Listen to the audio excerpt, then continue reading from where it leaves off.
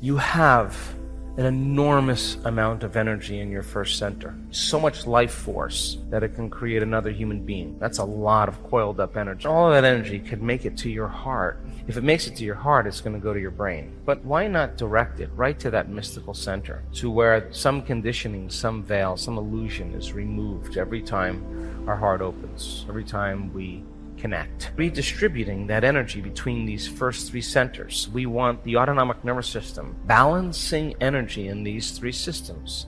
Imagine the same passion you have in your first center being amplified in your heart. That's a lot of love. And when it happens, sometimes it's almost like you have to malfunction for a bit. I mean, it's happened to me. I don't function very well because it's so big. I need a moment. I just need a moment to let it in. It's big. And if that energy makes it to the heart, and it can move right to those crystals in the pineal gland, and that pathway of 146 begins to become opened, and you're training your autonomic nervous system to do it. It'll redistribute that energy amongst these centers. The second center has a lot to do with consumption.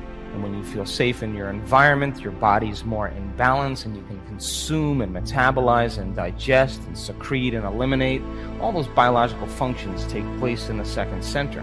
In safety, then it makes sense that when you feel safe and you have food and shelter, it's in balance. But it also means that consumption of food can be really pleasurable as well. And when you take on challenges in your life and you really succeed in them, it takes energy to even get up and get out of bed. You use your third center. But all of these three centers are consumers of energy, drawing from the vital field. It's an expenditure of the life force in the body. These centers can easily be in balance because most organisms in nature, if you study species in nature, they're in balance. They're not swinging from don't eat anything to then overeat.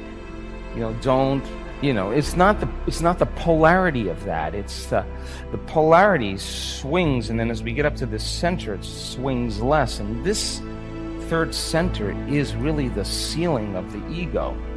That's power. And Tolkien's books about, Lord of the Rings, the ring was power. And throwing the ring meant giving up power and for something greater. And it's love. That's the greater frequency. So each one of them have their own frequency. And all frequency carries information. Frequency, energy, has an intent. And when energy moves into any one of these centers, systems begin to change. When the first center switches on because there's energy in there, that center, the energy that activates the brain in that center, produces a mind in that center. Because consciousness or energy moving through neurological tissue is mind. When neurological tissue gets activated, all of a sudden there's a mind there. So when the first center gets activated, it has a mind of its own. And if the second center is activated, or the third center, or the fourth, when you're coming from different centers, there's a different consciousness or a different intent. And when energy makes it to the fourth center, though, now it's no longer the consumption, but there's the expansion of energy. This is the bridge that starts us to connect to our divinity. And connecting to that, putting your attention on it, not only creates heart coherence, but it produces a host of biological chemicals that are released, 1,400 different chemicals that begin to restore and repair the body. Some people spend the majority of their time living in that high frequency of stress. So then teaching people then how to make a move from that sympathetic system into the parasympathetic system means they have to practice on a daily basis. When a person begins to slow their brainwaves down, they have to go, when you're in stress, when you're in survival, you narrow your focus on a cause. That's called what's called a convergent focus. So now you're blessing the energy centers of the body. They're under the control of the autonomic nervous system. And when the autonomic nervous system moves out of balance, the brain moves out of balance, right?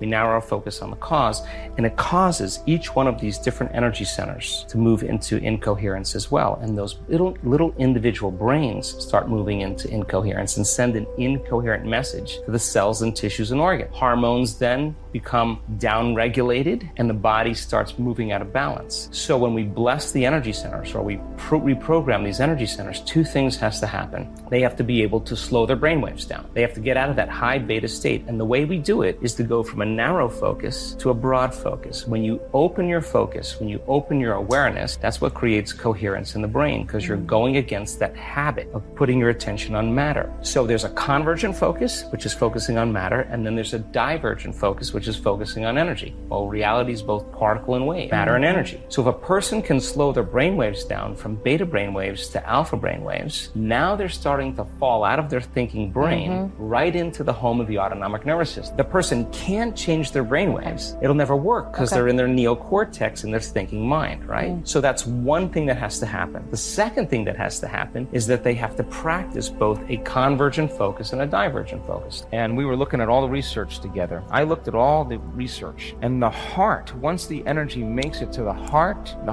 acts as an amplifier. Once it makes it here, the energy goes all the way up, all the way to the brain, right to the thalamic gate, right into the brain, and the brain starts going into greater degrees of coherence. In fact, we have brain scans that hopefully we'll show you this week where people are in super coherence, really high level of coherence in their brain, because as they start moving energy into their heart, the brain can take on more energy. Now here's the cool part. The energy that they feel in their brain, what we measure, is in delta, is in theta, is in alpha, is in beta, is in high beta, and is in gamma. It's a really organized brain.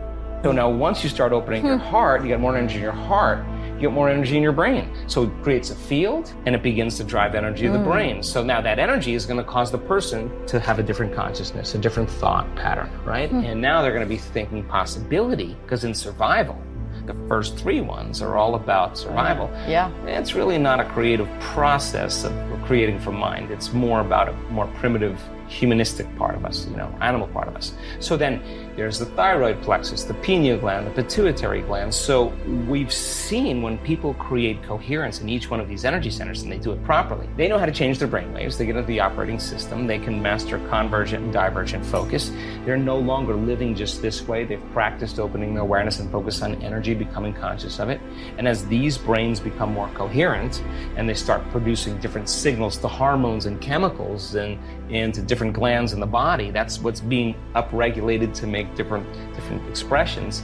We see things like colorectal cancer change, prostatic enlargement, prostatic cancer, impotence, diverticulitis, uterine tumors, acid reflux, food allergies, high liver enzymes, heart palpitations, one that's related, a lot of Hashimoto's syndrome, thyroid condition. Each one of these are an energy center. The cells and tissues and organs functioning out of balance. So you can't control that with your conscious mind. You got to get beyond your conscious mind and stay conscious in your subconscious mind. And that's what we do when we slow our brainwaves down. But we don't want just any kind of brainwaves. We want coherent brainwaves.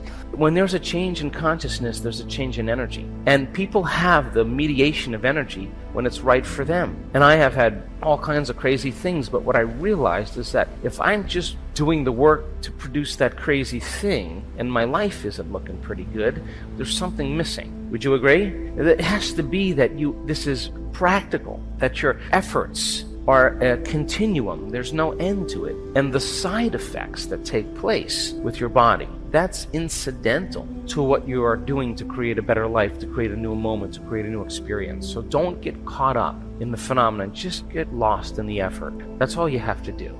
In time, we do many different variations of the blessing of the energy centers, and we've seen people have dramatic changes in their health and in their life.